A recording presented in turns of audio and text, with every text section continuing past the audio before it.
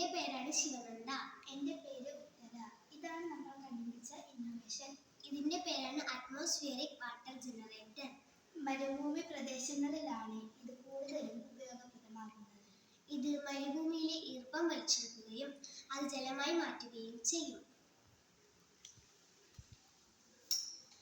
ഇതാണ് ജനറേറ്റർ. മരുഭൂമികളിൽ ഈർപ്പം കൂടുതലുള്ളതിനാൽ അത് ഈർപ്പം വലിച്ചെടുക്കുകയും അത് ശുദ്ധജലമായി മാറ്റുകയും അത് പൈപ്പിലൂടെ ഓരോ വീടുകളിലേക്ക് എത്തിക്കുകയും ചെയ്യും. മരുഭൂമിയിലെ ജനങ്ങൾക്ക് ഇത് വളരെ ഉപകാരപ്രദമാവുകയും ചെയ്യും.